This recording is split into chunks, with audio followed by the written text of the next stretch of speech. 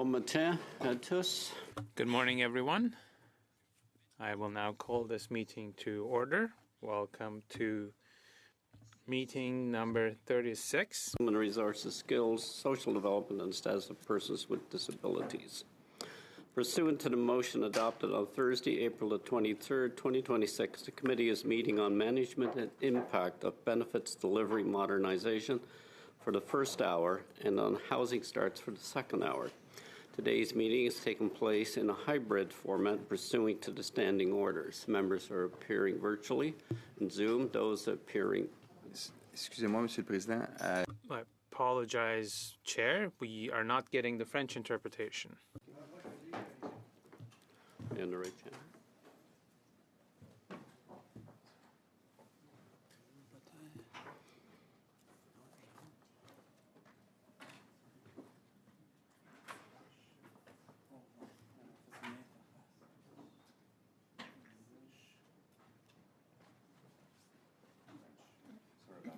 Good. Members that are attending virtually and in the room, and those appearing virtually have been sound tested and approved. Before we begin, I would remind all members that they have the option of participating in today's meeting in the official language of their choice. Please select the correct channel before the meeting begins to ensure you have the language of your choice to avoid disruptions. And please, if there is a breakdown in interpretation, do get my attention. We'll suspend while it is being corrected. If you're appearing virtually, click on the globe icon at the bottom of your surface and choose the official language of your choice. Please wait until direct all questions through I, the chair, and wait until I recognize you by name before speaking.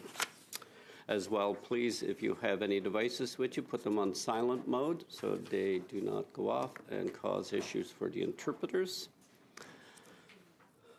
As well as please refrain from tapping the boom of your mic because it can cause hearing issues for the interpreters. So this morning, for the first round, I welcome Cliff Groen, Associate Deputy Minister and Chief Operating Officer for Service Canada. Welcome, Mr. Groen.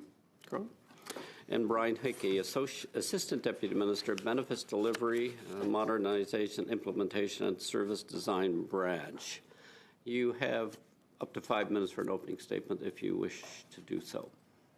Thank you very much, Mr. Chair. And comme vous avez mentionné, je suis Cliff Groen. As you said, my name is Cliff Groen. I am the Associate Deputy Minister of Employment and Social Development Canada and Chief Operating Officer for Service Canada. That the land on which we gather today is the traditional unceded territory of the Algonquin and Anishinaabe people. Au nom du ministère, je tiens à vous remercier. On behalf of my department, I appreciate the opportunity to appear before this committee today.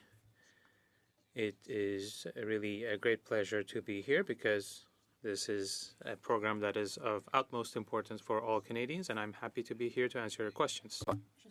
And as indicated, he is the Assistant Deputy Minister for Benefits Delivery Modernization, Implementation, and Service Design. As this committee is aware, our department has been investing in Benefits Delivery Modernization, or BDM, which replaces legacy technology platforms that deliver income security benefits such as old age security, OAS, employment insurance, EI, and Canada Pension Plan, CPP. Because Canadians absolutely deserve functional, responsive, and dependable services. OAS, EI, and CPP are the foundation of Canada's social safety net, and any interruption on account of aging systems could significantly affect recipients in meeting their basic daily needs. Nous savons depuis longtemps que les...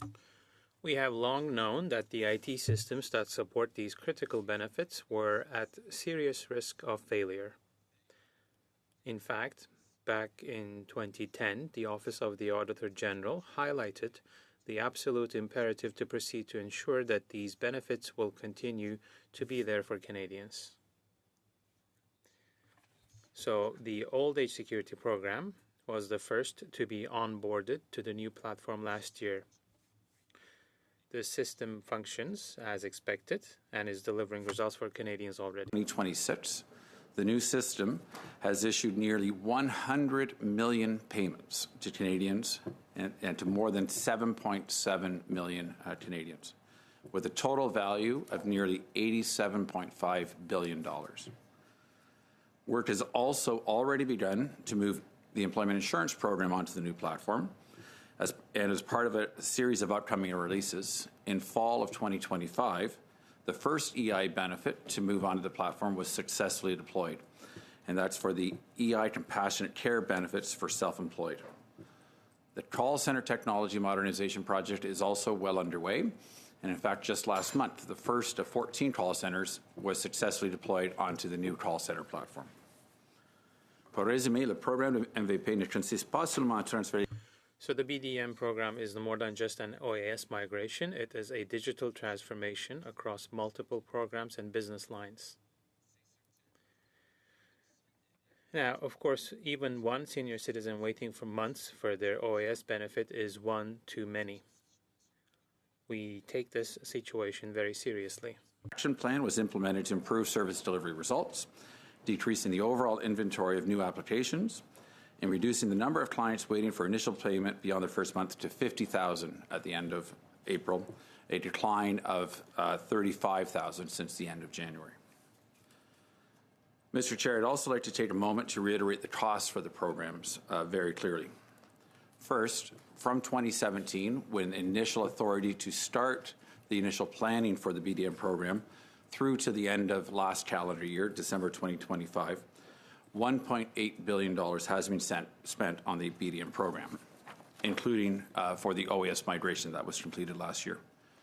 The OAS project was actually delivered approximately 6% under budget. Second, the $6.6 billion figure, it's important to understand that it represents an overall multi-year estimated forecast for the entire BDM program through 2030-31. In addition to OAS, EI, and call centers, all of which have either been completed or are underway, this work also includes migrating CPP onto the new platform. That work has not yet begun. The funding also includes contingency funding, which is essential for any large projects of this scale that has not been required to date. And thirdly, what has evolved is the estimate of the total cost. The myriad of costs needed to be considered could not possibly have been known at the outset of this program, and that was why it very deliberately, an initial estimate was of a rough order of magnitude was established, and then cost evolved as expected. As the largest transformation in the history of the Government of Canada, we are doing many things for the first time. Hence, that is very clearly understood why, and as expected, the costs have evolved. Je voudrais maintenant donner des précisions concernant. Now I would like to talk about the spring economic update. Specifically, $170 million was proposed in the 2026 spring economic update to increase old age security processing capacity to address increased workload given the continued increase in the number of OAS beneficiaries and for OAS system maintenance and support. This funding is not for the projects within the BDM program, so the $6.6 billion total will not go up, will not increase as a result. My apologies, Mr. Chair, for going too long. This crucial transformation has been undertaken in a responsible and transparent manner in a series of well-planned and prudent phases within the appropriated budget. I'm very pleased to be able to be here today to answer any questions that you may have. Thank you. Merci.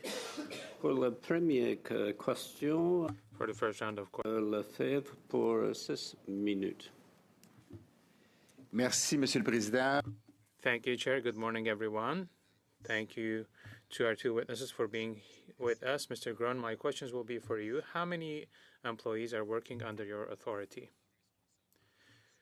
As the person who's in charge of Service Canada, the entirety of it, there are about 30,000 employees. Could you please provide the organogram the organizational chart of your organization with the titles and the positions of everyone. Of course, yes, the organizational chart, we can provide it. So there are some of your employees who wrote to me to say that the system was unusable. I would like to know how many times the minister was out there meeting with employees who use the Curam system. How many times did the minister go out with you to meet with the employees using the system?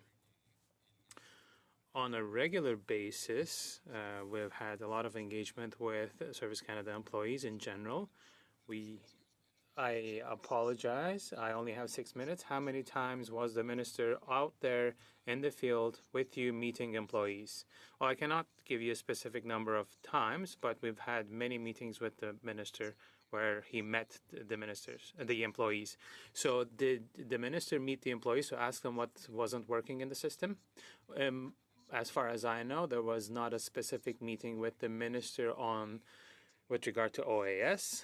But we organized a lot of sessions in person and virtual to talk about the decisions that were being made with employees.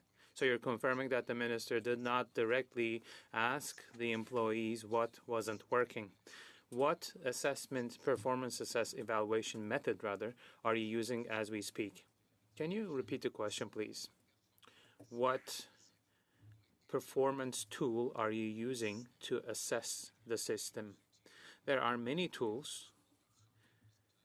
We take a general overview of the results. We are looking into performance with regard to the OAS delivery, and we also have different tools to make sure that the systems are working as expected. We also have quality programs to make sure that the payments are made to the precise amounts. What's the management tool that you use for problematic cases? Are you able to keep track of these problematic cases on a day-to-day basis? Yes, we have a process. We have millions of requests that we process every year, and we are monitoring all of this workload.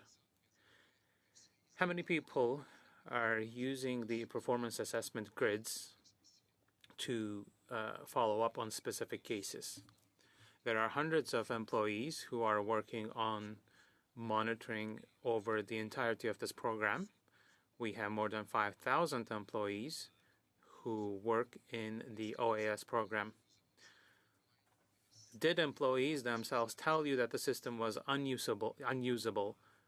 Did they tell you that? Last April, right after we introduced a new system, we received feedback from employees, and we have constant channels of feedback that we keep using. One of the issues was change management, because a lot of our employees, they have been working in the system for years with the old system that dates back to more than 60 years. It's really an ancient system. So transitioning into a completely new system for our most experienced employees, there were some challenges in adjusting. So what you're telling me is that it's the employees' fault that they were hesitant or they were resisting to transitioning to the new system because they were used to working with the old one. I'm not saying that it's the employees' fault, but they were having some challenges, and it's normal. For instance, for myself, when I receive a new version of my cell phone, it's different, and it takes some time to adjust, and my phone is more or less up to date, but the old system dates back to more than 60 years ago, and the changes were enormous. We are talking about millions of dollars in operating costs by 2031, $473 million. So just to run the system, these hundreds of millions of dollars, do you believe that that's the accurate number? I missed the operation cost from 2031 onwards is $473 million. And that needs to be about 10% of the operating costs. But of this, when you do the math on the 6.6 billion, that corresponds to more or less $600 million in operating costs for Canadians per year. I I'm not really fully understanding the operating costs. Mr. Chair, just to give you a summary, so we have 70,000 people who haven't received their benefits. The Liberal government is refusing to acknowledge that there's a problem. Employees are telling us that the system is unusable, and we are $5.5 billion over budget. Another $1 billion just got added to the bill during the spring economic update. So I suggest that the government, the committee, go back to discussing the motion from Ms. LaRouche demanding documents and information from the government on the subject. Let's make a motion.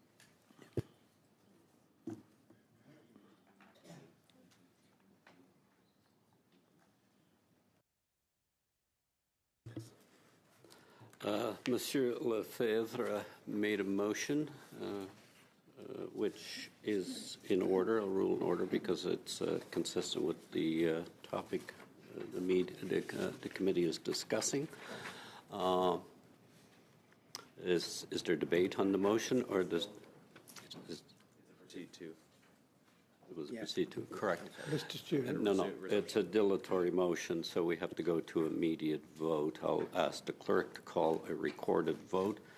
The vote is on, does the committee wish to return to the motion of Madame LaRouche? Madame Desrochers?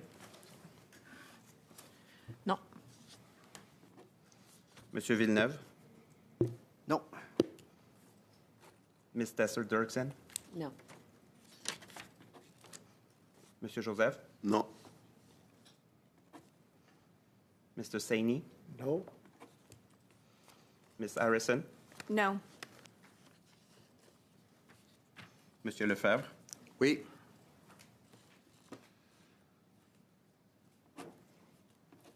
Mr. Genius? Wait. Ms. Goodrich? Oui. Mr. Reynolds? Yes. Madame Larouche? Oui. No, 6. Don't forget about me. You're only allowed 4. Yeah. Oh, No, you're No, only she- allowed 4. well, that's too bad. I wanted to register we. So, no, 6, yes, 5. So, motion defeated. The motion was defeated. Your time is concluded. Monsieur Lefebvre, I will move to Madame Tesser-Dirksen. Thanks very much, Dirksen. Mr. Chair, and nice to be here this morning. I am filling in for my colleague, MP Koutrakis, and thanks for the warm welcome. I just want to mention about the motion that we just voted on. I think it's important that people understand the reason that we didn't vote in favor of the motion is because we have witnesses that we want to hear from, and we didn't want to. There were no witnesses. I'll not tolerate any disruption in the committee. The witnesses are here to present Thanks. evidence as questioned by the member who has the floor at the time. Please respect that, Ms. Dirksen. Thanks, Mr. Chair. I appreciate that. Some of you may know that I am a regular member on the Standing Committee on Public Accounts, and we have been dealing quite extensively with this issue there, and we've had motions presented there as well that we've debated at length. And it's supposed to be a nonpartisan committee. We do a pretty good job of that there at Public Accounts and have good discussions and are able to put good probing questions to our witnesses there. So I appreciate the opportunity to do some of the same here. I want to direct my question to Mr. Groen, if I could. Yesterday at Public Accounts, we had some of your colleagues from Public Services and the Treasury Board, as well as the Auditor General, and we got some good information from them. And some common themes have been arising throughout our time questioning witnesses. My interpretation of those themes is that we have a very complex project on our hands. There's been a lot of difficulty in estimating costs with accuracy. And this may be my opinion, but there seems to have been some underestimating on the part of the departments on the magnitude and breadth of the project over time. So I do want to talk to you a little bit about the costs, and you did address them somewhat in your opening remarks. And you referred to them, the initial estimates, as a rough order of magnitude, which is based on preliminary estimates. And we've had some very significant increases quite significant increases. So I'd like you to take us through the complexities of those initial cost estimates and how the department's budget for unknown contingencies that may arise. Thank you very much for the question. Back in 2017, which was when the BDM program first received the authority, when ESDC received the authority to proceed with this program, there's a requirement when any project is initiated as a Treasury Board policy that you have to provide a rough order of magnitude estimate before you can start the work. So back in budget 2017, tied to that decision, an initial estimate was put forward of 1.8, I want to make sure I had that number right, $1.8 billion. That was before any planning work had started on the program because we did not have the authority. Budget 2017 provided $12 million of initial planning work, and that it was understood, and all the documentation submitted as part of that proposal was clear that we had to do the detailed planning work to have any understanding of the costs. Then, as things have evolved since 2017, the costs have changed. There are three primary reasons for those that evolution of costs. One is we're dealing with 50 and 60-year-old systems. When you open up those systems and code that was developed decades ago, there are things that we do not know. The documentation in the systems related to the coding and the infrastructure could not possibly have been known until you open up the hood. So unraveling that complexity and ensuring that we are doing it appropriately was critical.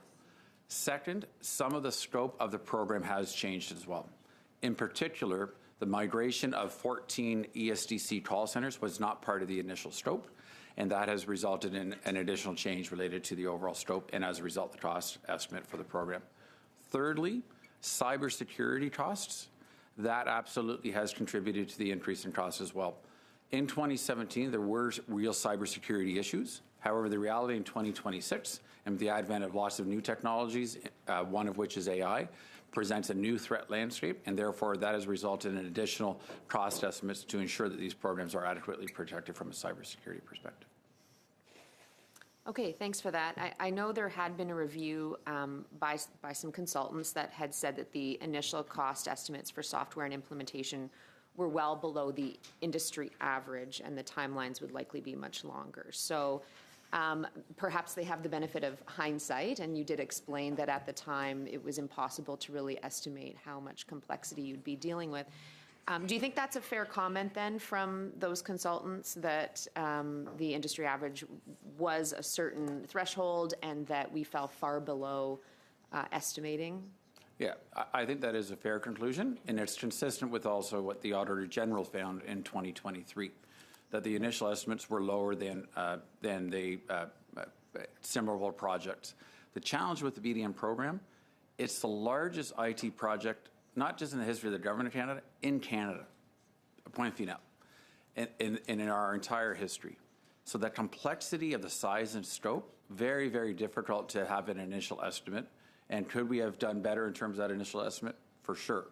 What I am very proud to report on is, as the program has evolved and we have done the detailed planning and we are executing, now our estimates are way more accurate.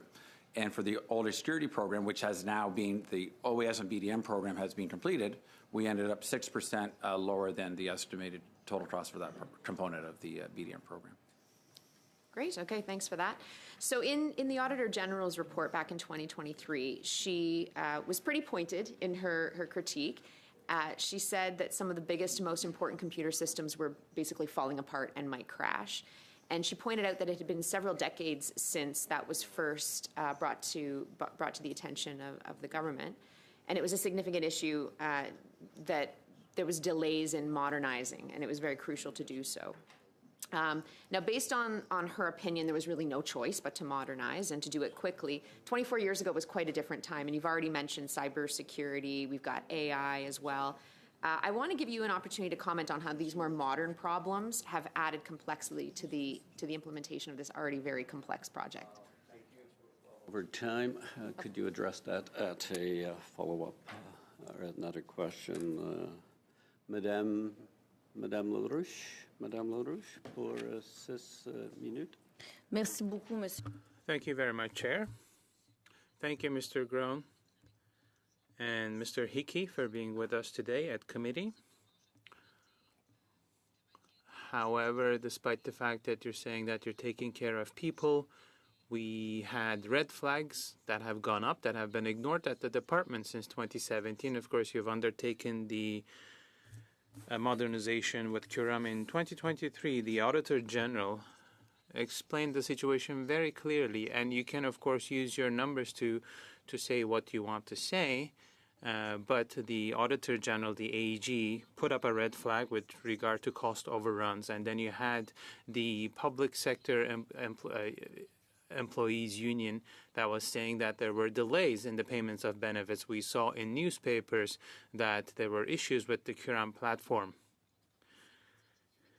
And you started by saying, to answer my questions in the chamber, I was just told that there were a number of cases, a handful of cases, but we had about 80,000 cases. Now, this went down somewhat because we asked questions here, but also at the Public Accounts Committee, but it didn't change the fact that there were 85,000 cases. At the HUMA committee, there was a lot of filibustering happening. And at the Public Accounts Committee, simply to refuse to produce documents. Now, my question, 85,000 people were impacted by the delays that had to do with the Curam system.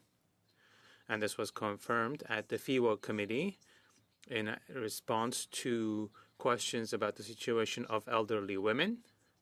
And we had witnesses saying that there were dramatic cases because people are trying to pay for rent, groceries, and medication. So the committee is trying to look into the significant human cost of these delays. And you were forced to add $175 million in the last spring economic update. This is a recognition that there were issues. I don't know if there was a question, but what I would like to underline is that having payments that are late for one individual, one elderly person, is one too many. And everyone should be paid in full and on time. And unfortunately, that did not happen. And we came up with an action plan since last fall to make sure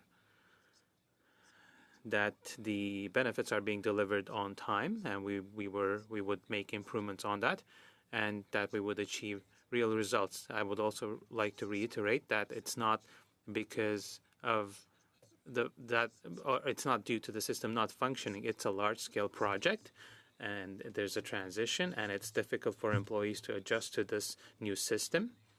So we had to support them to get more comfortable using this system. But we have 7.7 million Canadians who will continue to receive OAS payments. And this was the challenge that we had before us when we launched the project. The old system had the risk of completely failing. And that would have meant that we wouldn't be able to pay anyone, and that simply was not possible. Inaudible for the interpreter. Microphone, please, inaudible.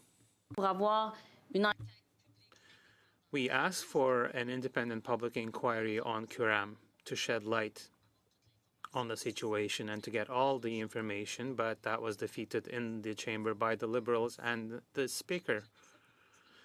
Now, we asked to go back to the motion. Do you agree to provide the following documents? So we're asking to your Department, Employment and Social Development Canada, to the Privy Council, as well as the PM's Cabinet, to provide to the clerk and to the committee in the 30 days following the following documents: all reports, correspondence, emails, and documents that have to do with the BDMP since the 1st of January 2017, with the required redactions applied to protect confidential information as per the applicable legislation. Now, what keeps you from providing these documents? Will you provide these documents to us? Well, it's not my place to answer this question with regard to these activities.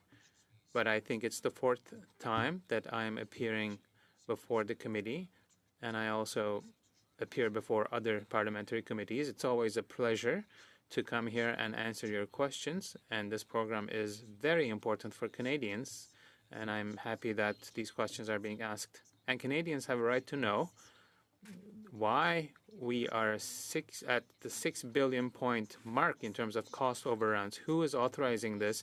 Who are signing the checks when the costs are skyrocketing? And is there really an independent budget oversight mechanism? Thank you for the question. As I mentioned on multiple occasions, it's not a cost overrun. We had estimates in the program, and we made a lot of presentations to Parliament with regard to the budget needs of this program since 2017. And we have done an appropriate management of these costs and processes. Thank you, Ms. Larouche. To Ms. Roberts for 5 minutes. Ms. Roberts, you have the floor. Thank you, Madam Mr. Chair. Pardon me. My question is this. We all live on a budget. So if you don't get your paycheck on time, how do you pay your bills? What would you say to seniors that haven't received their OAS payments? Canadians absolutely essential, and paying them on time is absolutely critical. And that is why when we successfully implemented the program back in March 2025, migrating 7.4 million Canadians onto the new platform was absolutely essential. Any Canadian who has experienced a delay, there has been active offers for those individuals to contact Service Canada, and we will prioritize anyone that has seen any type of payment. Sorry, I only have a few minutes. My question is this, very simple. How do I explain to seniors that call me that they haven't received their paycheck? 85,000 seniors are claiming that there was a delay. So as far as I'm concerned, the system was a failure, just like the Phoenix system was a failure. So another question, did you consult the staff prior to purchasing the current system? Was the staff consulted? As part of the overall planning for the project and the procurement process, there was extensive consultation, dozens upon dozens of engagement sessions with staff across the country in terms of the requirements for the new system, how to effectively proceed, and that was an absolutely fundamental part of the overall planning process. So, Mr. Grom, the letter I received, as my colleagues received the same letters, are from employees of the department saying that they're continually working overtime and that their mental health has taken a big toll on them. How much overtime has been paid to staff to ensure that we correct these problems? Certainly, any concern related to mental health is a priority for me. What I would say is no employees are mandated and required to work overtime. However, overtime is offered to employees to assist us with managing our overall workload. And regarding specific numbers, I'd be able to provide you with specific numbers subsequent to this meeting. But there is no requirement that individuals work overtime. But those who are interested, and there are many of our employees who are very interested in working overtime to contribute to helping to serve Canadians. Okay, that's not the information that we were provided. We were provided that it was mandated. So I stand corrected. Maybe you could explain that later on. My other question to you is, when a senior's payments are late, the stress is caused. So how many more backlogs are there in order to ensure that these issues are corrected on an efficient manner? How many more backlogs? So currently, as of the end of April, there are 50,000 Canadians who did not receive their payment within their first month of entitlement, which is what our service standard is for the Old Age Security Program. That number has continued to go down over the last number of months, and that number continues to evolve because we pay people, but then another month passes and there are more individuals who are become eligible. We are committed and we are seeing results to continue to drive that overall inventory down. So what How long? Okay, so you've got 50,000 seniors. What is the time frame? Have they been delayed a month? Have they been delayed 9 months? Because I have seniors call me saying, I can't pay my bills. I'm going to get kicked out of my rental. And who's going to compensate me for that? That's one of the questions. The second question I have is one of the comments was made that GIS payments were made to individuals that did not deserve it. How much money was overpaid to those individuals, and how are you going to recover those funds? I'll answer your first question. The length of delay certainly varies from individual to individual. We do track and monitor that, and it depends on lots of different factors. Sometimes there are delays because we are missing information from the client. We need to follow up with them. Other times we have the information, but it's a question of being able to complete the transactions for those clients. Related to GIS, GIS is an income-dependent program that also depends on other factors, such as change in marital status, which actually happens fairly often, which can affect individuals' entitlement to benefits. And that determining individuals' entitlement based on those changes can have an impact on whether they're entitled, and that does result in can result in overpayments or also underpayments and how much if the money? situation changes. Okay, I have very little time. How much money was overpaid? Do we have a number? I'm trying to understand this precision of your question because there are lots of reasons for different overpayments. But regarding your question about how that is recovered, there is an offset of someone's ongoing entitlement based on their ability to pay to be able to ensure that people receive the correct amount that they are entitled to. So you agree that errors have been made with the current system? Ms. Roberts, your time is well over. Monsieur Joseph, pour 5 minutes. Merci, Monsieur le Président. Thank you, Chair. If you'll allow me, I'll try to freshen things up because we have been going in circles, politically speaking. I will ask some questions to Mr. Groen, and we're going to talk about the timelines and how much people end up waiting. Now, what's the main reason? Is it because someone didn't do a good job filling out a form, bad handwriting, mistakes in the address, a box that they forgot to check, or the opposite? Well, if that's the case, you can't really start processing. You need to reach out to the individual. Because the image that the opposition is drawing here is saying Canada is broken, nothing is working. Well, we should stop saying these things. We live in a beautiful country where we have a good quality of living and good standards. So Canada is not broken, let me reassure you. So can you talk to us about these timelines and the delays and what are some of the underlying causes? Thank you for the question. The OAS program is the biggest statutory program delivering benefits in Canada. One of the big problems we had was that the system and the processes were completely based on paper. All requests were made on paper. As a result, it was quite a challenge to process everything efficiently. And especially as you mentioned, sometimes handwriting is hard to read. And a big issue also was that we received incomplete claims. And when you have an incomplete claim, you need to follow up, of course, with the client to get additional information. With the new digital system, people can fill out a claim online. And as a result, we have controls in place to make sure that the claims are complete. And that really allows us to offer a better service. As we speak, one of the challenges is the utilization rate of this online tool. It is still very low. So one thing that we encourage Canadians to do is to take advantage of this finally modern OAS system that is appropriate for the 21st century. So there's a modern way to file their claims through this digital system where people can do it online. It will help us serve them better.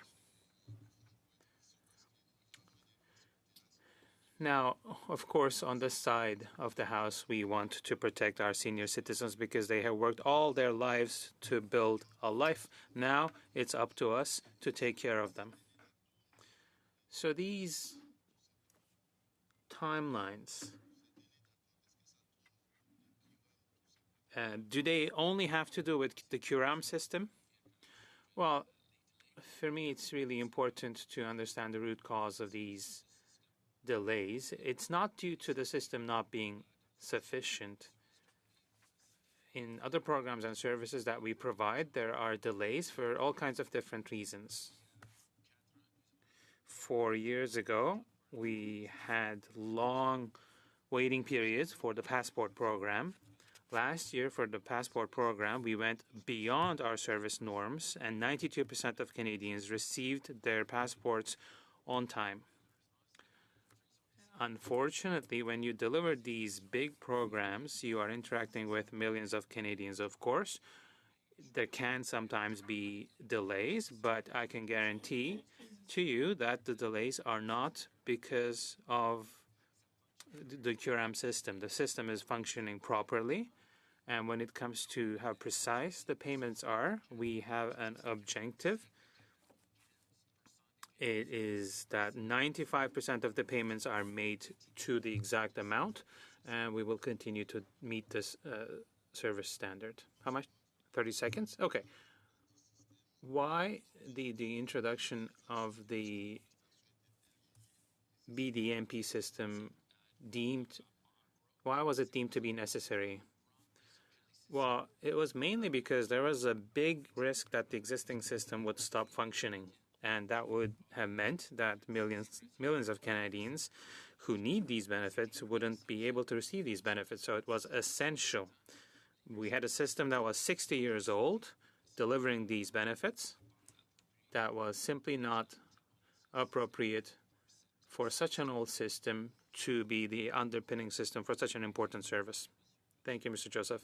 Ms. Larouche, for 2.5 minutes.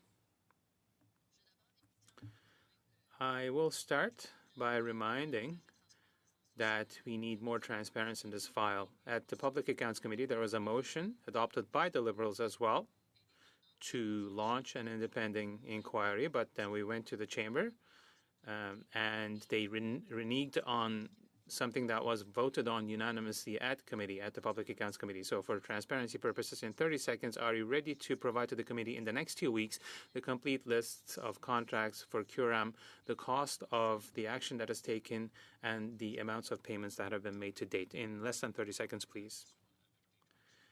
Now, with regard to the contracts, we have already, at numerous occasions, provided all the contracts around the benefits delivery modernization program. And once again, it's not my role to be involved in these discussions in the chamber or between different political parties and MPs. Well, my question had other components as well. During the technical briefing, the public officials were not able to provide to us the annual operating costs, the cost per transaction, or other costs. So how are you going to make sure that you will do a good job managing these costs if you don't have this data? During the technical briefing, the question had to do with the ongoing costs to maintain the system, to keep the system operating, and that we had a timeline up to 2031. So that was the question. And the answer was that estimating the operating cost of the system in 5-6 years' time wasn't something that we were able to do in 2017. But what I can guarantee is that the cost of delivering this program with this new modern system, that is up to date, it will be much more efficient. Now, in addition to the 85,000 senior citizens who didn't get their benefits payments on time, there were other issues due to increased pressure on employees who had to deal with citizens who were having difficulties. Well, thank you for the question. I would say that we take the situation of our employees very seriously. But the QRAM system is a modern system that will deliver benefits for all Canadians. It would be much more stressful to have a system that doesn't work. Thank you, Ms. Larouche. Ms. Goodridge? 5 minutes. Thank you, Mr. Chair, and thank you, Mr. Groen, for being back here at committee. I appreciate we received the responses to the questions that were asked at the March 26th, and in those responses, there were 53,000 people waiting for payments, and so now there's 50,000 people, so that means in a couple months, you were able to clear the backlog by 3,000. That is a fairly troubling amount, and I understand that it's you guys are doing your best, but that still means that there's 50,000 Canadians that don't have their funds. And so one of the things after our last meeting on this, I decided, well, if I was a senior and I was not technological, what would I do? I would probably go to a Service Canada office. Well, I needed to get my son's passport, and so rather than just submit the paperwork, I decided I would go to the Fort McMurray Service Canada office and wait. And do you have any idea how long I had to wait on March 31st at the Fort McMurray Service Canada office just to see someone? I do. We do have regular stats related to all of our offices and the average wait time, but I could not tell you on March 31st at the Fort McMurray Service Canada Centre.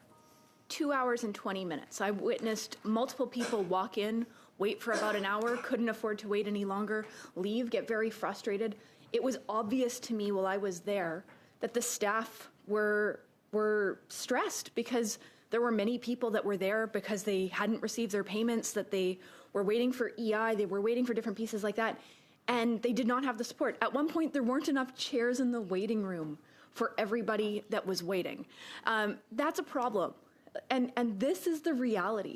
So a lot of these seniors don't have the capacity to go online, or they don't have the skill set to go online. They feel more safe going in person or trying the phone.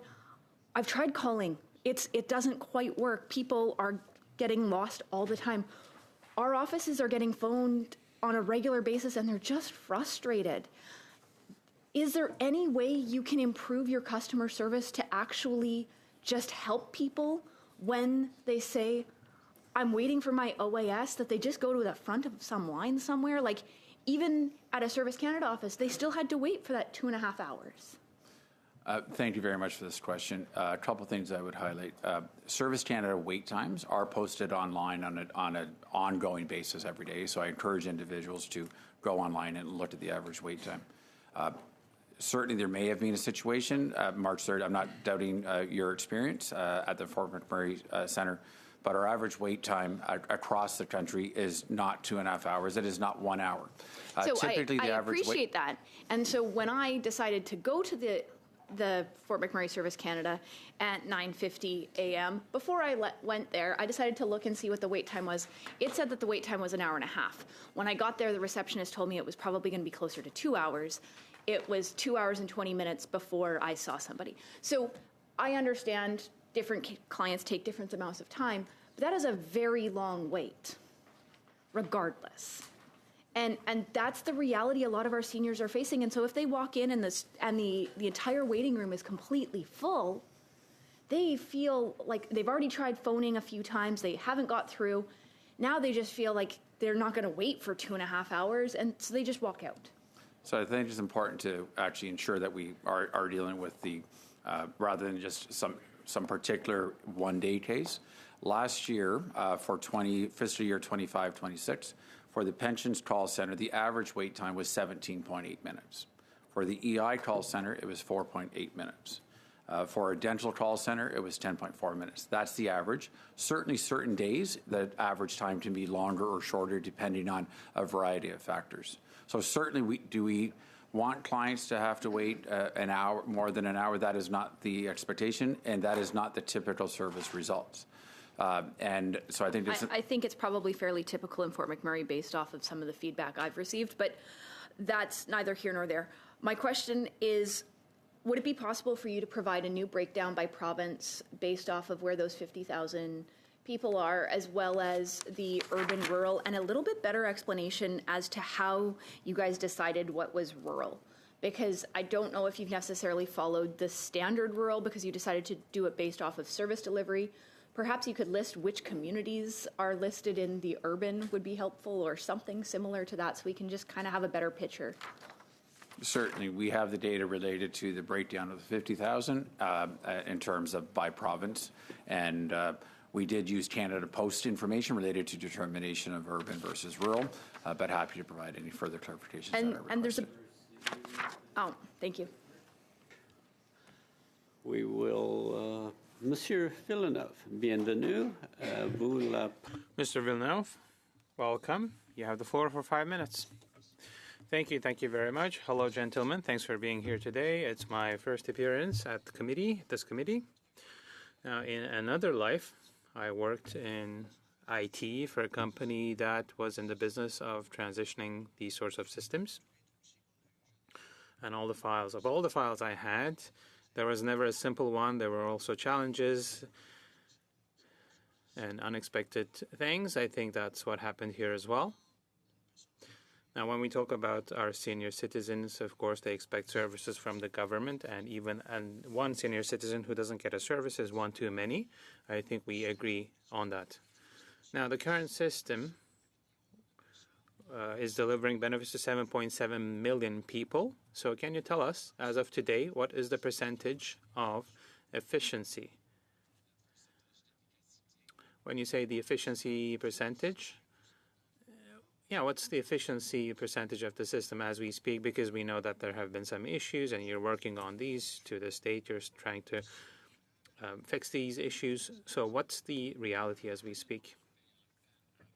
Well, as of the end of April, 7.9 million Canadians are receiving benefits through the system, and there are 50,000 people who have filed claims who are out of range with regard to their first month of benefit payment. So 7.9 people are receiving their benefit payments on time, and 50,000 people are having currently issues. Okay, thank you. What are the measures that you have taken to make sure that the system works efficiently? Well, we have a lot of measures in place to take care of this issue, this problem. We introduced new capacities in the system to increase the number of automations. The new system has way more automations. And we will also deploy new iterations of the system with more automation. And we will also increase the resources to take care of these out-of-spec cases and claims. And we also have a program to encourage clients to make their claims digitally online, which of course helps the client to have a better experience because they do not need to go to a Service Canada location to make their claims. And it's also much more efficient on our end to process online claims because it can be done in an automated way without human intervention. So that's more efficient, and that allows us to concentrate our resources on the clients that have more complicated cases that need manual review. Okay, thank you. Well, changing systems, of course, comes with challenges. Now, not changing the system, what would the risks have been for our citizens? We were really, really afraid that the system would stop working. In other countries and other jurisdictions, an example would be, for instance, the Veterans Program in the U.S. They had a similar system based on the COBOL programming language. They had to do a policy change, a rather simple change, and for months, many months, they were not able to pay veterans in the U.S. So we were really concerned that that could happen to us as well. So that was an example of the risks we had to manage.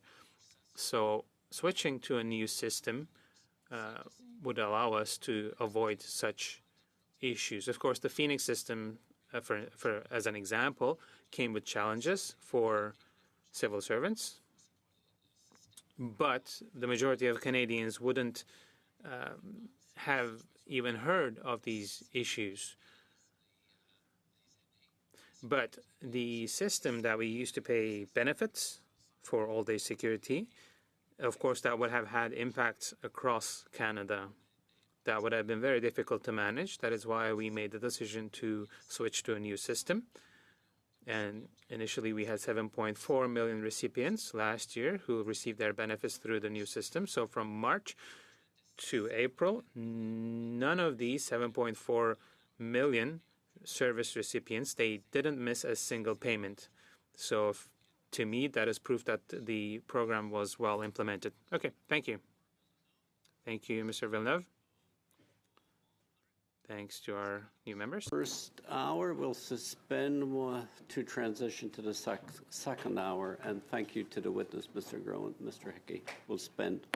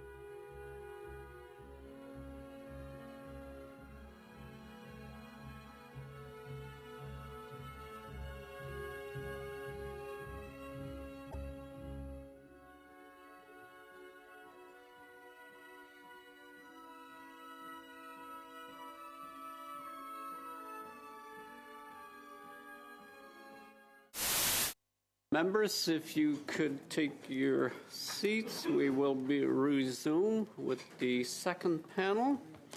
Again, briefly, I'm not going to go over all the points. Please ensure you're on the proper channel for interpretation that allows you to participate in this meeting in the official language of your choice. Witnesses that are appearing virtually have been sound tested and have been approved.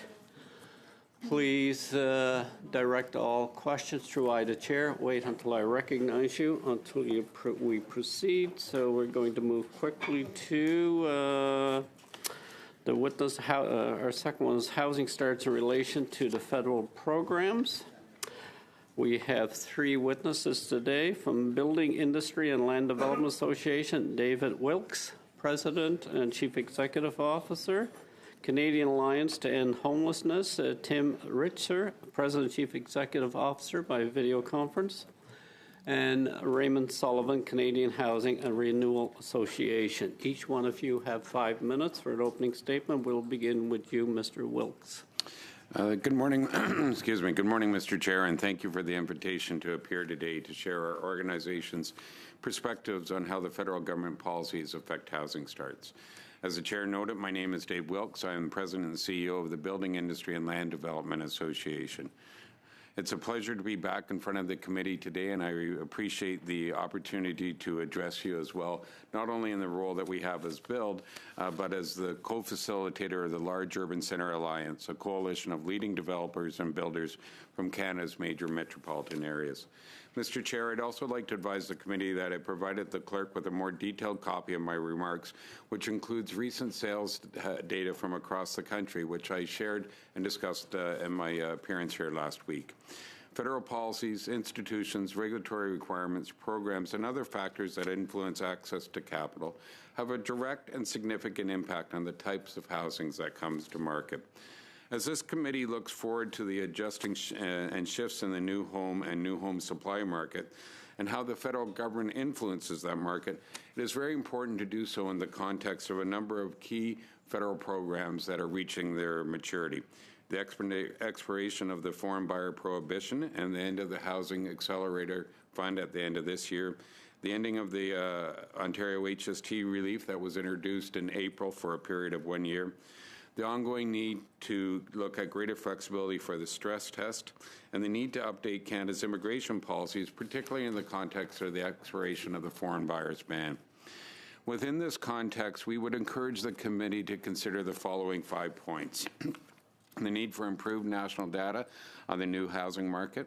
It's a common mistake to consider Canada has a single monolithic housing market, and this tends to lead to the desire to focus on single national solutions rather than those tailored to market conditions and the need for specific geographies. CMHC does an admirable job on housing statistics, but we recognize it's the best we have rather than simply the best. We are pleased to see the commitment that the government has made within the Spring Economic Statement to direct resources to address this issue. A better understanding of the interplay of housing and immigration. This not only encourages ensuring the adequacy of housing supply to meet the immigration targets the government has set, the real timelines that are required to grow this housing supply, and also the impacts of immigration on the skilled labor force. I encourage the committee to take a look at models that exist internationally, such as in Australia, how the balance between foreign buyers and domestic needs are met. The need to support capital requirements to build necessary housing.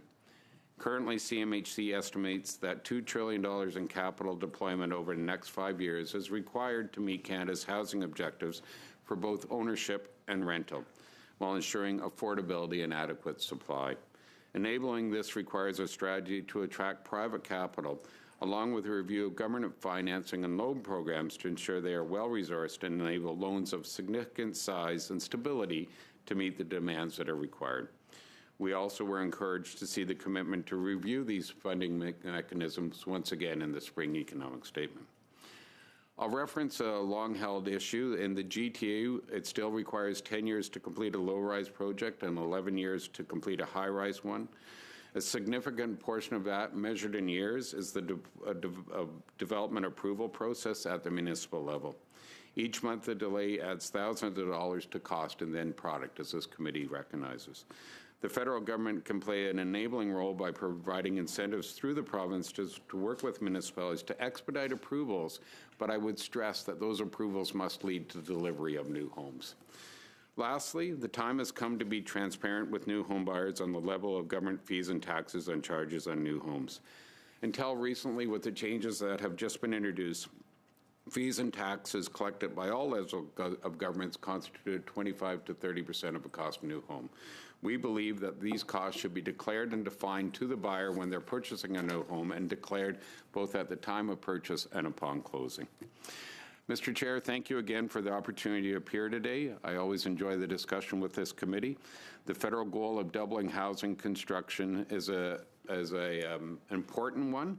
Our recommendations build on the recommendations that we saw in the Senate's Out of Reach report, and we encourage this committee to consider these and those of other witnesses, as well as the compendium of information that is available as you develop your report. I look forward to your questions. Thank you, Mr. Wilkes. We're going to go to Mr. Richter, President and Chief Executive Officer. Good morning. Thank you, Mr. Chair, for the opportunity to speak with you today. I'm going to start by echoing what Mike Moffat's testimony was to you from the other day. He said, and I quote, "A housing target is a means, not an end. It's not a goal. A young family in search of a home doesn't care how many housing starts there were last year. They care about finding a home they can afford in their community that meets their needs," end quote. I think a fundamental flaw in the federal government's approach to housing policy is a lack of clarity on their priorities and the outcomes that they want to achieve. Most governments tend to view success in policy through the outputs of that policy, so the amount of money they spend and the number of units started, not whether or not affordability has improved for people. Not to put too fine a point on it, but housing affordability in Canada has deteriorated for nearly every income quintile in the country over the course of the first national housing strategy. So something clearly isn't working. In addition to leading the Canadian Alliance to End Homelessness, I also co-chair the National Housing Council. The council published a report proposing an outcomes framework for federal housing policy and also sent a letter to Minister Robertson framing an outcomes-focused approach for a new national housing strategy. And I'm happy to send copies of these documents to the committee if you wish.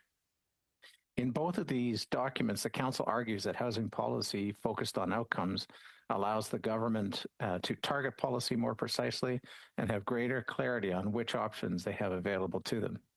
The kind of housing supply and policy needed to improve affordability for the young family in Mike's example will be different than the measures needed to deliver supportive and deeply affordable housing to people at risk of experiencing homelessness. And in both cases, there can be both demand and supply side measures governments can take.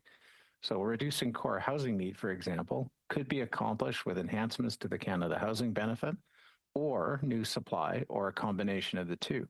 Reducing homelessness will require deeply affordable and supportive housing, along with enhancements to the Canada Housing Benefit in alignment with the provinces. Given many competing demands on the federal treasury, I think it's also critical for the federal government to have clear priorities. I'll remind the committee that the Housing Policy of Canada is laid out in the 2019 National Housing Strategy Act, and that act says the progressive realization of the right to housing is the housing policy of Canada. That commitment means, or rather requires, that the Government of Canada prioritize reducing homelessness and core housing need as outcomes of its policy. In my view, this prioritization should not be read as the federal government focusing exclusively on deeply affordable and non-market housing. Housing is a system, and what happens for the family in Mike's example will eventually impact what happens for a family in core housing need. Housing is a system and needs to be treated holistically. In my view, getting precision on the desired outcome and priorities for housing policy is the most important decision for government to make in housing policy. Speaking with federal officials, it's becoming clear their mandate and direction is to get money out the door. I fear the federal government is in danger of repeating the mistakes of the first national housing strategy in rushing to get money out the door without clarity on what the investment is supposed to achieve. Success in housing policy is not going to be measured by how much money is spent or how many units are started. Success will be measured by the number of families finding housing they can afford in their communities that meets their needs. It'll be measured by reducing homelessness and improved community safety. It'll be measured by the number of families who aren't worried at the end of every month whether or not they'll be able to pay their rent. The expiry of the National Housing Strategy and the upcoming federal budget create an opportunity for the federal government to stop and take a beat, to be clear about the outcomes they want to achieve, set clear priorities, and design the new National Housing Strategy and related housing programs around the outcomes that they want to achieve. And I'll close with a mantra I picked up in the Army: slow is smooth and smooth is fast. Rushing leads to mistakes that'll slow you down. By moving more deliberately and focusing on precision, you'll ultimately be able to move faster and more effectively. And I think this advice is every bit as applicable to federal housing policy as it was to me as a young soldier.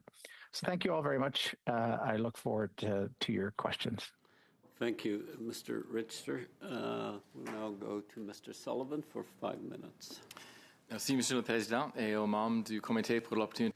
Thank you, Mr. Chair, and thank you to the committee members for the opportunity to appear before you today. My name is Raymond Sullivan. I'm the Executive Director of CHRA, the Canadian Housing and Renewal Association. The Renewal Association represents the non-market community housing sector. Housing starts are not the right metric. We can have high housing starts and a worsening housing crisis at the same time, and we know this because up until recently, that's exactly what was happening. Record-breaking housing starts, and at the same time, rising homelessness and housing unaffordability. So how is this? Higher rents and higher purchase prices fueled more construction. 2 years ago, we had a labor shortage. We couldn't find enough skilled tradespeople to work on construction sites. The cost of materials was rising for the same reason. We could not meet demand. And where are we now? Well, now, in a lot of markets, we actually have an oversupply of housing at the high end, yet still a desperate shortage at affordable rates. Housing starts are dropping precipitously in some parts of the country, and I want to note that housing starts are a lagging indicator. Projects that are starting right now were conceived of and initiated years ago, and there are even fewer projects being initiated now. Why? Because rents and purchase prices have leveled off, and that was the intended outcome of government interventions. But here is the unintended consequence. Construction of new supply dries up. Industry can't make as much money, so they slow down. The market self-corrects. Eventually, the cycle will turn around and begin again, but housing needs are not cyclical, they're constant. So where does that leave us? Well, in the upswing, we saw rising homelessness as more people were completely priced out of the market, and that hasn't gone away. The social and economic and human cost of being unhoused is long-lasting. We now see construction workers going through an employment roller coaster. 3 years ago, it was hard to keep trades on sites because they kept getting better offers from other contractors, and now only the A-list is working because the B team and the C team got laid off. Developers are losing money, sitting on unsold inventory and failed projects, and we still have high rates of homelessness and core housing need. Is that any way for an economy, for a society to manage a basic need and a human right like housing? No. So what is the solution? A big part of the solution is to stabilize the housing market, particularly for the 50% of Canadian households who are most vulnerable to these swings. Households earning median income and below need access to housing that operates outside of the speculative market, non-market housing. In the 1980s and early 1990s, 15, 16, 17% of all housing starts were non-market community housing. Today, it's about 3 or 4%. At our peak, non-market community housing represented over 5% of Canada's housing stock. And in the mid-1990s, the federal government withdrew from this priority, and the share of non-market housing has been slowly declining ever since. Housing unaffordability has been rising. Rates of homelessness have also been rising. And currently, less than 4.5% of housing is non-market community housing, and it has actually been slipping and dropping despite investments from the National Housing Strategy, because those investments were not targeted to housing need and affordability. So we aren't even keeping up with population growth. Non-market community housing is falling behind at less than 4.5% of the housing stock, yet an additional 15% of households are in core housing need. So add those together and you get the target we need to aim for. 20% of housing supply is non-market, mission-driven, affordable housing. We can start by setting a goal to more than double the current share of community housing in the next decade and to quadruple the stock of Indigenous-led community housing. This will protect a significant number of households from the boom-bust cycle of the housing market. Non-market housing does something the private market cannot reliably do. It delivers homes that remain affordable regardless of interest rates or market cycles, and it is in effect the stabilizing backbone that our system currently lacks. So if you're just focusing on housing starts, the number of homes that get built, you're not asking the right question. The question is for whom these homes get built. Who can afford to live in them? Whose housing needs are not being met? And when government intervenes, is it to produce the right housing starts? Thank you. Merci.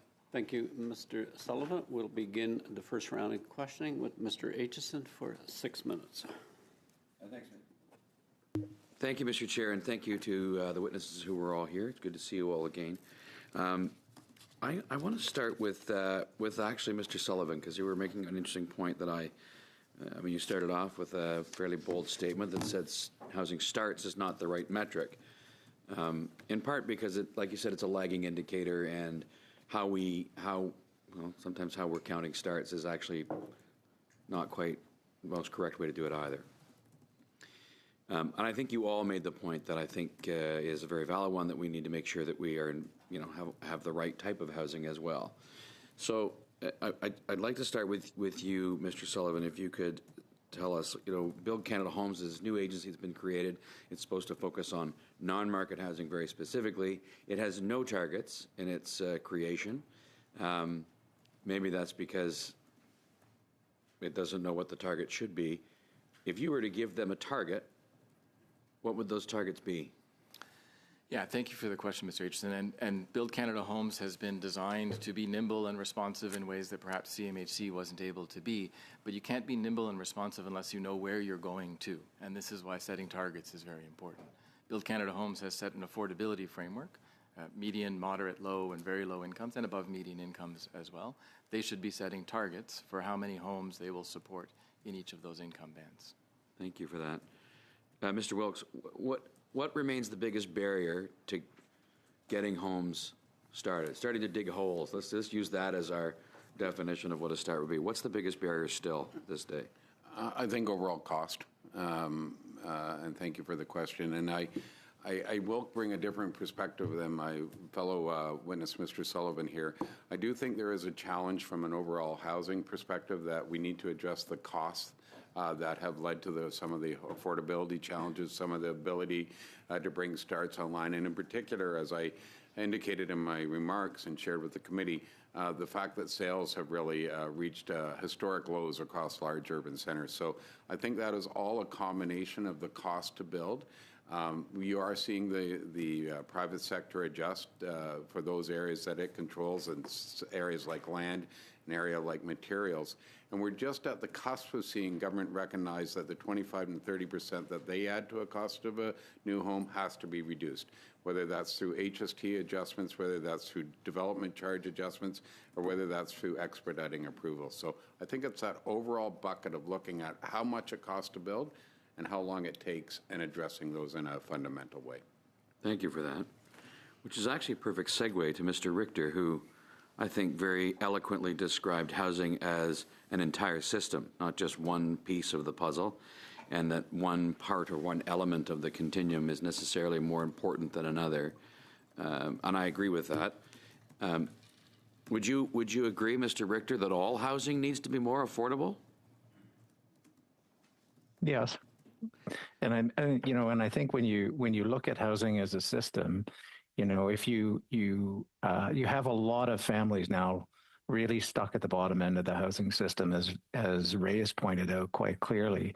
One of the things we need to be mindful of is the transitions people are able to make through that system. We need a healthy community housing system, but if the rental housing market isn't functioning, then more people are going to rely on that community housing system. If the ownership market isn't functioning well, more people are going to rely on the rental housing system, which in fact creates effectively a housing traffic jam in the middle of the housing system. So we got to think about, yes, the supply and what housing for who. I think Ray is exactly right, but we've got to be mindful of how people can or can't transition through that system. Thank you for that. I want to continue on that train of thought a little bit longer, though. I think if we were to make all housing more affordable, since I guess 95% of housing in this country is in fact market housing, if market housing didn't 30% of its cost wasn't government taxes, charges, and fees, would that relieve some of the burden on the need for more social and supportive housing, rent geared to income, those kinds of things?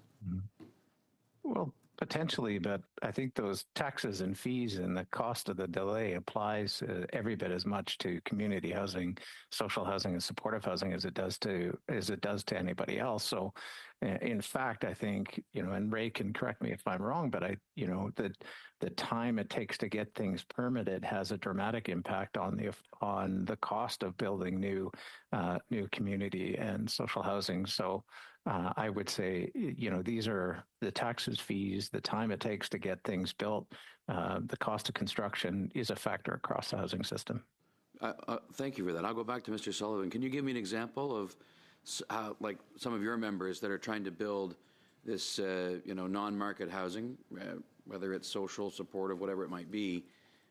What do local government delays and what does that cost? What's it take? Yeah, absolutely. And many of the same drivers behind the cost of building the housing are the same, whether you're building non-market housing or market housing. The costs of labor, the costs of supplies, the delays that it takes when getting projects approved. Land transfer taxes, all of these things are the community housing sector is subject to as well, and they affect the health of the system as a whole. We need market-based housing to work well. We also need non-market housing to work well. So I'm going to say quickly, because I'm out of time, but maybe one of the targets for Build Canada Homes should be about not just the number of units that get built, but how quickly we speed the process up. Yes. Thanks. Thank you, Mr. Aitchison. Madame Desrochers pour 6. Mr. Rocha for 6 minutes. Thank you very much, Mr. Chair, and I would like to thank all of our witnesses for being with us today. And of course, for your collaboration over the last number of years with regard to strategies and programs of the government. It's very useful. As you know, and you referred to the National Housing Strategy, a program that's coming to its end soon. We are getting ready to launch consultations with regard to the renewal of this national strategy. Of course, today's conversations will be very useful leading up to that. Now, you spoke quite a bit about indicators, Build Canada Homes, and there's a bill, of course, that is making its way through Parliament to make it into a Crown corporation.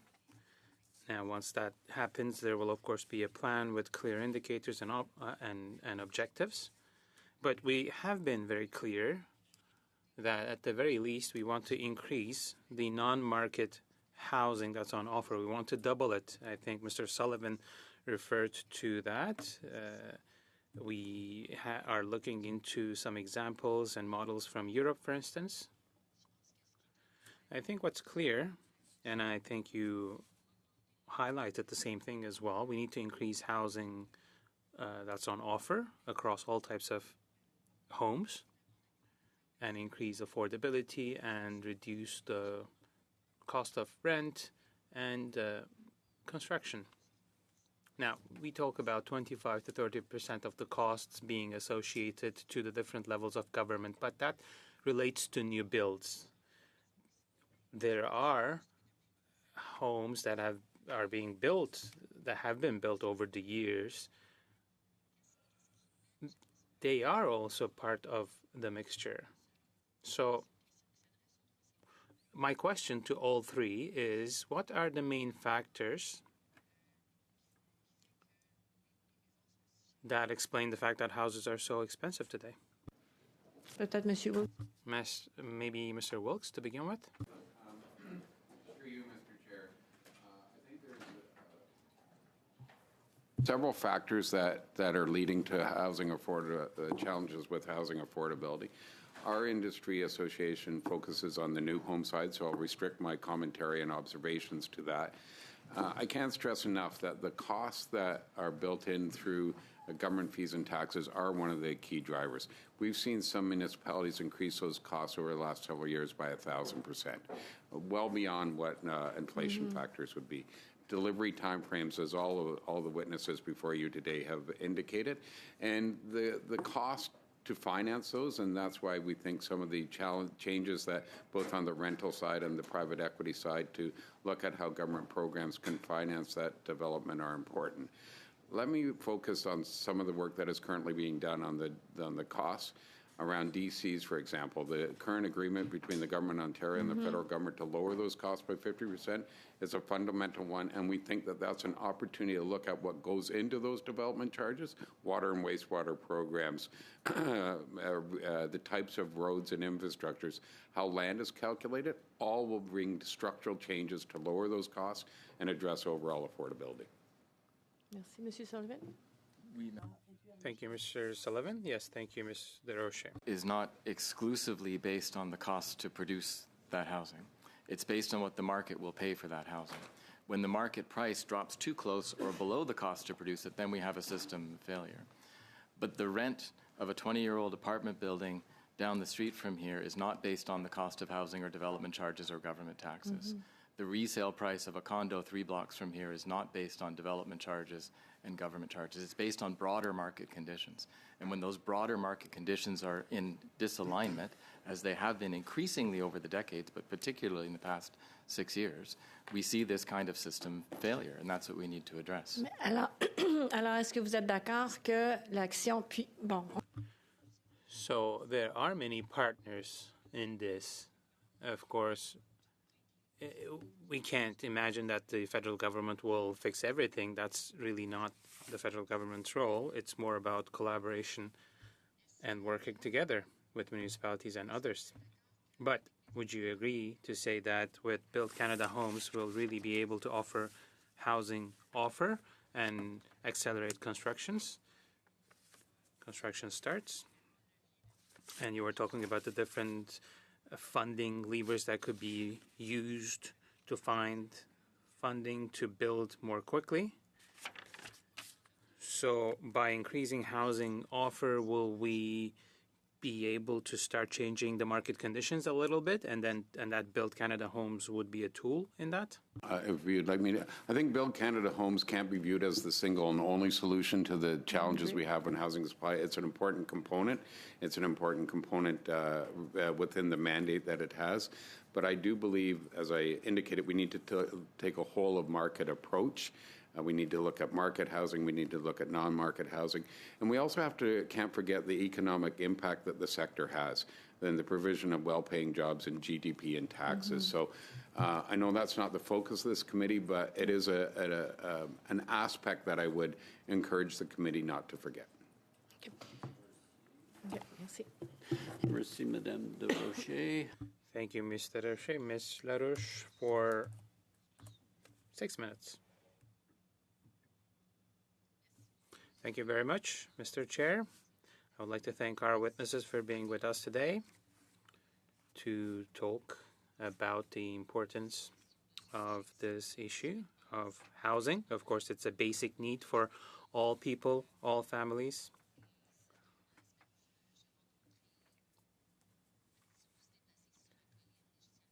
I actually met a number of community organizations, especially one from my region that has a clear vision on the need for social community housing, because in Quebec, of course, the definition of affordability is also up for debate. It can be interpreted in different manners. So we need community housing, and there are many projects that are ongoing.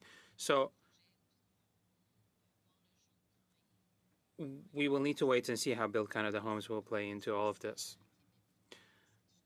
And Quebec had an agreement whereby Quebec will have the last say on these types of projects. And hopefully these efforts will lead to the construction of the types of housing that will lead to some solutions in Granby, for instance. There are many projects building social community housing for families that need this type of housing. So, Mr. Sullivan, when you see such cases or the current situation, what does it tell you about the impact that Build Canada Homes could have with regard to the construction of community and social housing, and also homelessness, because you talked about it? When you look at the results, people are having these challenges, these difficulties. Yes, thank you for the question, Ms. Larouche. Intergovernmental coordination is fundamental to our success when we talk about housing. Coordination is absolutely key in this. So is predictability and stability.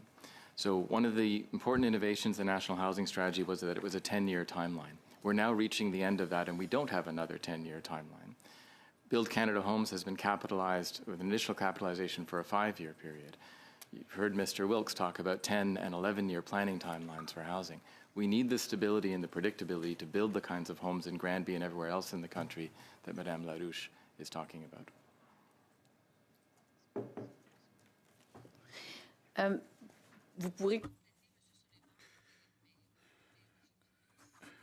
Mr. Sullivan, you can, of course, continue to elaborate, but I can also ask the question to Mr. Richter. What measures should Ottawa take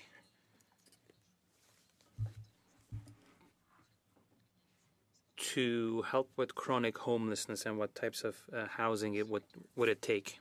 As you mentioned, without a definition, the word affordability is meaningless. So targets based on income, and it is a system as a whole. And this is what we're seeing is people are being priced out of the market and rendered unhoused and homeless. So a healthy system that serves people with low and very low and moderate income and targets to do so. Monsieur Richer, pour vous, quel type de logement? Mr. Richer, what types of housing would it take to help find a solution to chronic homelessness? I think I would agree with Mr. Sullivan. I think you need to focus on the deeply affordable and supportive housing. A couple of things, though, that I want to build on this point and respond to a point earlier, and to get to your question. Madame de Rocher made a really important point, saying the federal government can't do it alone. When Ray is talking about doubling the amount of social housing in Canada, that's somewhere in the neighborhood of 650,000 units of housing, which is about $325 billion in construction at about $500,000 per unit. The federal government very clearly can't do this alone. Build Canada Homes can't do it alone. And so I would argue, if you're serious about reducing and ending homelessness, we have to start with building a national housing accord and having some agreement between the federal government and the provinces on how we're going to set goals as a country, reducing homelessness, reducing core housing need, restoring affordability, having those targets, deciding you're going to end chronic homelessness or reduce chronic homelessness. That's a very important point. But second, you got to coordinate with the provinces. To the questions earlier about costs and reducing costs. Some of the barriers we're talking about are in provincial jurisdiction. Development charges, for example, provincial taxes, permitting time, zoning. And we've seen in the past where the federal government will remove GST, for example, on rental housing.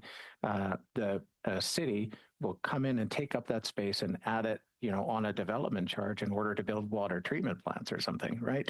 And so getting that coordination between the federal government and the province is essential. The kind of housing you need to build is exactly what Ray says. It's deeply affordable housing, but there needs to be a federal homelessness strategy. right? How exactly is the federal government going to end and prevent or reduce chronic homelessness? Il me resterait peu de temps dans quelques... I have not a lot of time left, so quickly, Mr. Sullivan, Mr. Richter, what needs to be done, given that it's a jurisdiction of Quebec, but what can the federal government do to help prevent homelessness?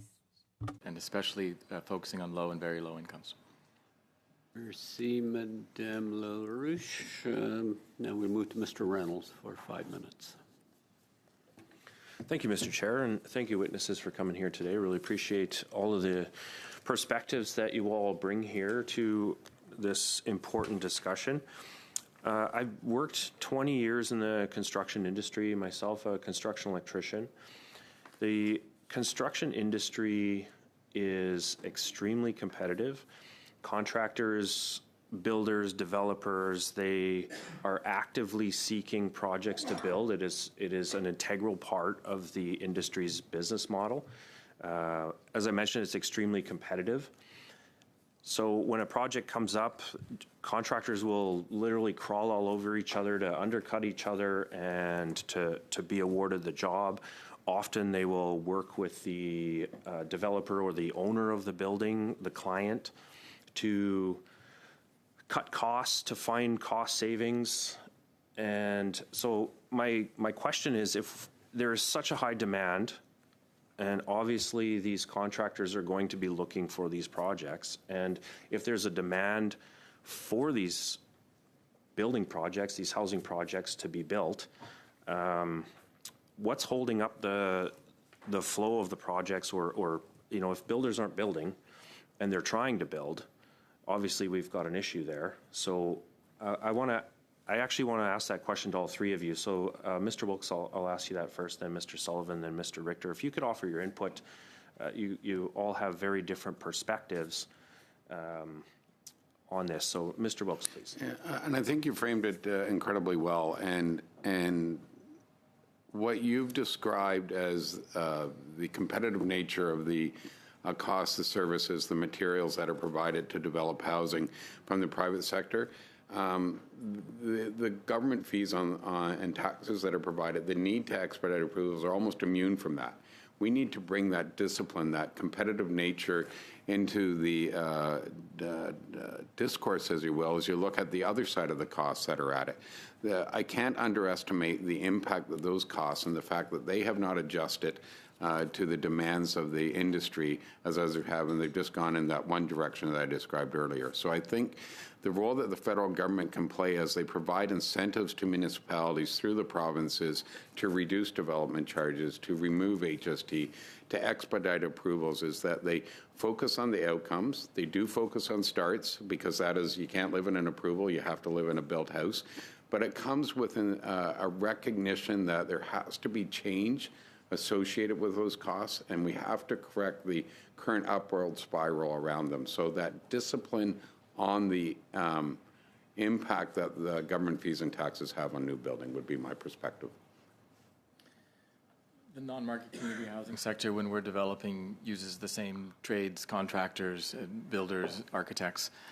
One of the big differences is, we're trying to bring the cost and the rents below the market value, and the cost of affordability competes directly with the cost of capital. So we're somewhat reliant on low and below market lending from CMHC, from Build Canada Homes, and grants from government. When those things are not available, and not available in a predictable way over a long time period, it makes it difficult to develop the pipeline that we need to ensure we can keep building for the next decade. Yeah, I would quickly build on what Ray's just said, and note that I don't think it's the physical construction of the unit isn't really the issue in terms of getting things built. Yes, you can do things a bit faster, but this, some of this modern methods of construction the government is talking about, which I think is great. But I think we also need to look at like the friction in the process Ray is talking about, how, for community housing providers, social housing providers, the time it takes to get things permitted, go through all the necessary hoops and hurdles to apply for funding, to get funding. I'd heard, and this stat may be out of date, heard about a year ago that, less than 10% of the housing that was permitted in the National Housing Strategy or was funded in the National Housing Strategy has been occupied, which means there's been a bunch of issues where there have been delays in getting the funding, or there have been delays somehow in the process. And because of those delays, the economics of the project has changed, which requires them to go back and make adjustments, which then creates more delays. So we have to be very careful in thinking about, reducing the friction for those community housing providers. And a big part of that, is helping, some of Ray's members put together the capital between the federal government, the provinces, and cities, right? And think about how do we reduce the permitting time to get them there. And again, that's a conversation between the federal government and the provinces. Reynolds, Monsieur Joseph, pour 5. Mr. Joseph for 5 minutes. Thank you, Mr. Chair. I would like to thank all witnesses for taking the time. Mr. Richter, could you tell us what you think about the importance of constructions continuing for the continuum of constructions to reverse the trends, and especially with regard to preventing homelessness with affordable and deeply affordable housing? Well, I think, first of all, I want to acknowledge and support the government's leadership on housing. The National Housing Strategy for the biggest, I think the most important thing was highlighting and having the federal government take a leadership role, which I want to acknowledge and thank the government for. But I do think it's, when you look at the housing system, and and this is where I think having targets and having priorities and outcomes is really, really important, because given the scale of the housing crisis we're seeing, that's $1 trillion that we need across the housing system. And so you've got to ask the question, what is the role of government? And I believe, and I would see, I think Ray would probably agree as well, that the role of government is to intervene, in particular where the market can't support people, right? And the market is clearly not functioning well for those people living in deep poverty in Canada, right? And they just cannot, they cannot access market rent. And so if I were to prioritize where the first and second and third dollars of federal investment go, I would be prioritizing deeply affordable, supportive, and community housing. Merci, Monsieur le Président. J'ai oublié de vous le dire que j'allais. Thank you, Chair. I forgot to say that I was going to share my time with my honorable colleague. Merci. Thank you so much. Thank you. I wanted to note that in the last round, one of our opposition colleagues was complaining quite a bit about the delays she had experienced at Service Canada locations. And I think that's a great example of why we have to be careful about cutting funding to service delivery. I was a municipal councillor in my riding of Milton East, Halton Hills South, and municipalities depend a great deal on development charges to fund their service delivery to their residents. So, Mr. Wilkes, what's your understanding of how municipalities will be made whole through government support, given the reduction in DCs that they're going to be experiencing? So, thank you very much for the question. And as I see, you are from the GT area, so certainly familiar with some of the challenges that were faced there. The $8.8 billion that has been made available is meant to do exactly that. It's meant to provide that funding over a 3-year period. But as the program is developed and administered by the provincial government, we believe it needs to be a pathway to structural change. So if you look at the current responsibilities that are within DCs, things like water and wastewater, areas like regional roads and bridges, and those types of things that have a much greater benefit beyond what the actual development is, there is a disconnect on the payment of those charges or those costs for the current new development versus what benefits the entire community and benefits the life expectancy of that asset. So we believe that the municipality will be made whole through the funding that is available, but it needs to be a pathway to structural change to do what I believe Mr. Richter, Mr. Sullivan, and I all consistently agree on. We have a cost problem in this sector. Without looking at new ways to reduce those costs, we'll do what Einstein famously said, keep doing the same thing and expect different outcomes. It's not going to work. So that's why we're very excited about this program, because it addresses the short-term needs, but also addresses the long-term need to change the way the tax is applied to new homes through development charges. Well, I'll ask then, are you confident that that benefit will actually trickle down to municipalities? Because there has been some criticism that builders and developers will simply adjust their pricing to fill in that gap. I'm incredibly confident about that. We've already seen that in the HST program, the rebate being applied at the point of sale and at closing. We've seen incredible increased activity within the Ontario market because of that, because it's addressing affordability. And the fundamental issue that we have is it costs too much to build to a price point that people can afford. And so therefore, as your colleague had indicated, with that competitive structure built back into those government fees, I am confident you'll see adjustment in what people are paying for housing. Okay, thank you. Madame LaRouche, pour 2 minutes. For 2.5 minutes. Thank you very much to our witnesses once again for being with us today. Now, for my second round, I'm going to ask a question to you, Mr. Wilkes. Now, I would like to, of course, you were at this committee before, and we talked about Build Canada Homes. Do you really think that it will help with housing starts? Because it is adding another admin layer, maybe an obstacle that will delay things. Maybe it will increase red tape when it comes to especially community housing and housing starts in general. Mr. Wilkes. Mr. Wilkes, please. To take it. Sorry. Thank you very much for the question, and through the chair, I think our perspective, and you won't be surprised by this, any program delivered by any level of government needs to be done in a streamlined fashion. I'll give the Build Canada Homes the benefit of the doubt that they will do so. But I also want to stress, as I did earlier, that Build Canada Homes can't be viewed by the government or this committee as the entire solution. It has a mandate to address certain types of housing. It has a mandate to assist with the modernizing housing construction and providing a catalyst for that, which I also think is an important role government plays. But without addressing the 98% of the housing that's delivered in this country by the private sector, we'll never solve that problem.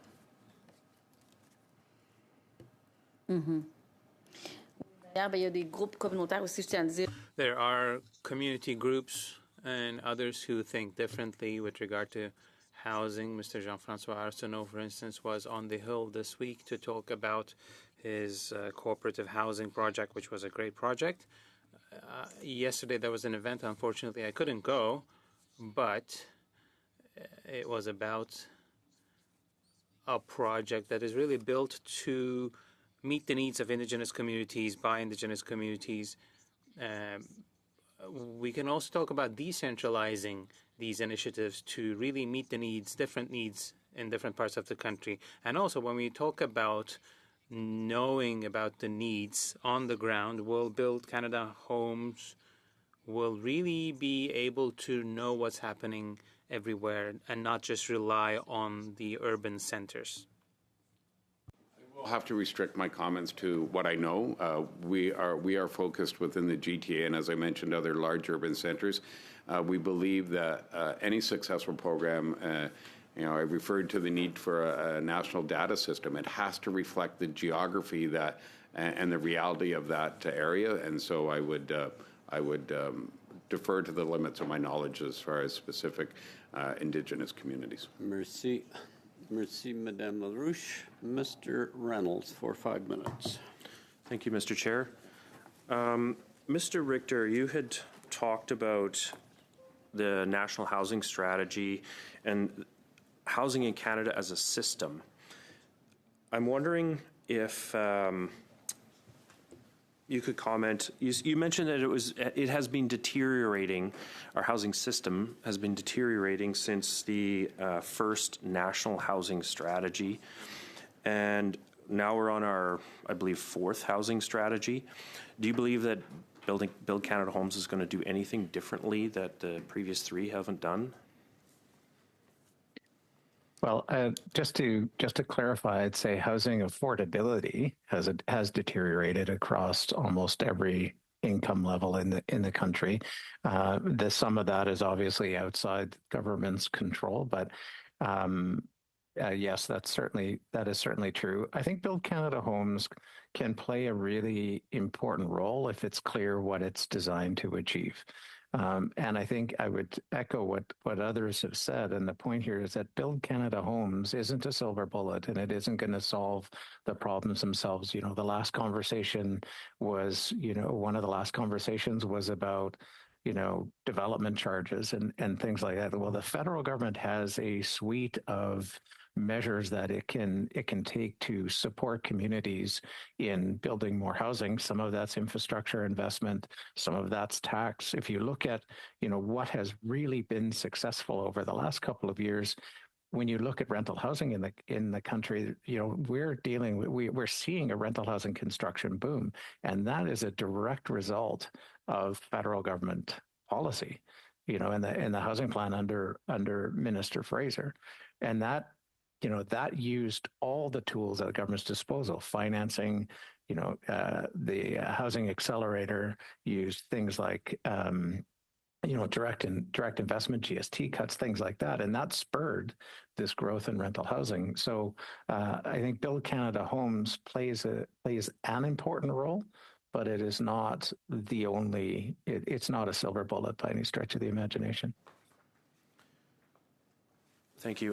One of the topics, obviously, is a very hot topic, is the development charges, permitting time of various jurisdictions. There are some jurisdictions which are functioning much better than others. Mr. Sullivan, you're pretty familiar with other jurisdictions across the country. What is the jurisdiction that's functioning the best and the worst, and what are they doing differently from, best to worst?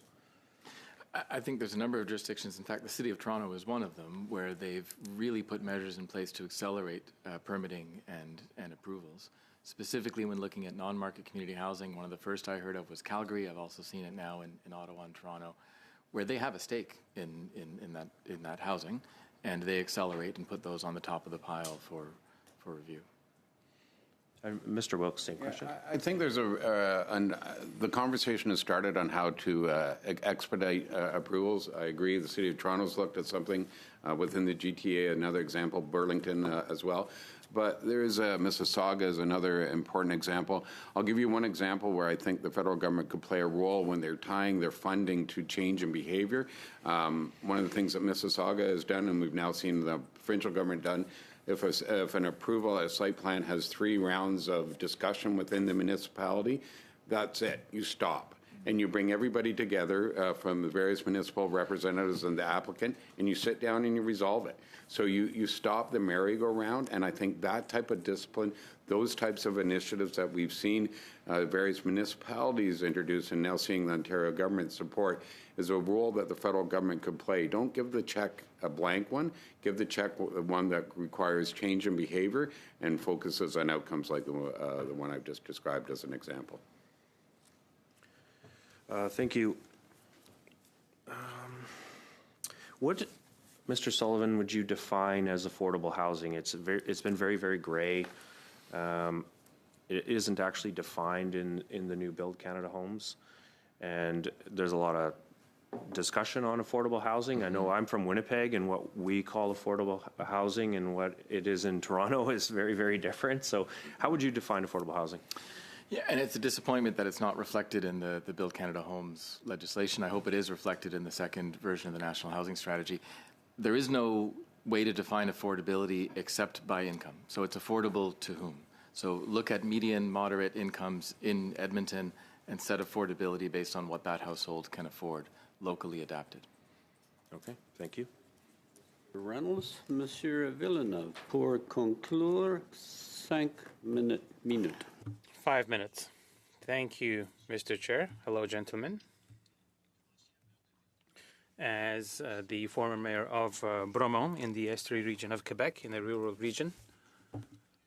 I know what it is to have a shortage of housing and infrastructure, and at the time I would have liked to have built Canada Homes. I think it would have been handy. There are also many organizations that are working to introduce non-market housing, and I used to get together with mayors, and I have kept doing that, of course, and the majority of the people I have talked to are very happy to have built Canada Homes. Mr. Richter, we heard from some witnesses that the way housing starts are counted doesn't always give the whole picture with regard to the market. So what modifications, what changes would you recommend to improve how this data is measured and presented? That is a bit out of my area of expertise in terms of the stats on housing starts. I would say that we should be more interested in completion and occupation, and we should be more focused on the impact on households, thinking about, as Ray said, affordability. Now, I would be looking at breaking down, for example, the Canadian population by income quintiles and looking at measuring affordability for those different quintiles. And when you look at the kind of housing that someone in the lowest income quintile can afford, you're really led to that community housing that Ray has been talking about. If you're looking at the third income quintile, you're talking about people that are mostly living in market rental housing. And so how you want to calibrate your housing policy really depends on whose affordability you're trying to approve and what they need. So, housing starts is an output measure. It's lagging. So it tells you, you've done something, but it doesn't actually tell you whether or not that affordability has improved for the people you're trying to improve it for. So getting clarity on that is critical. Merci beaucoup. Est-ce que... Thank you very much. Gentlemen, would you like to maybe chime in? Yes, I would. I 3 points that I would make on this, and I addressed it in my opening remarks, that we do need better data, better understanding of the housing market across the country. It does need to reflect the individual housing markets within specific geographies. I would encourage the government, through the investment it's making and recommendations from this committee, to look at it holistically. Define a start properly. Right now, in the case of high-rise construction, it's at above grade. I'm getting into the weeds here. It should be earlier in the system to reflect when the actual start is. You need to look at sales, in my opinion. That's the early indicator. That's when you're going to see the bright right on the dashboard. If sales are declining as they currently have, you're going to have a problem in 2 to 3 years of starts, and you need to address that proactively. And I would also include looking at when inventories are increasing as well. And I know CMHC is doing some work on that area. If inventories are rising, it's telling you you also have an affordability problem. Could be an opportunity to address and use those inventories differently, but as inventories increase, you have to have those absorbed in order to have starts down the road. So a much more holistic approach and a much more accurate approach at defining what a start is. And I'm pleased to see the government recognizing the need to do that.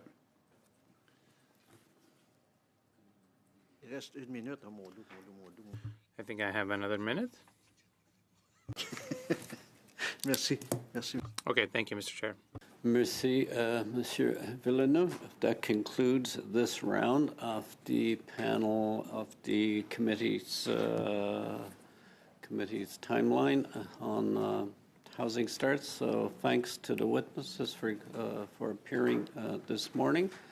And thanks to the committee members. I forgot to recognize a group of new ones, but we have one item before we adjourn. It is, I'm going to ask the analyst to tell me. Yeah, sorry. You've all received a draft news release? Yes. And is it your approval to release? There's two. There's two. I'll ask the analyst to speak to it. Just briefly, the committee's received draft releases for the two studies, the one that's ongoing, the housing starts, as well as the upcoming study on homelessness. Looking for the committee's approval to release those. You've had them for 48 hours or so. I trust you've all read them in detail. Seeing nobody is objecting, they're approved. You can release them. With that, the committee will meet again on Monday, May the 25th. Is it the will of the committee to adjourn? Adjourn.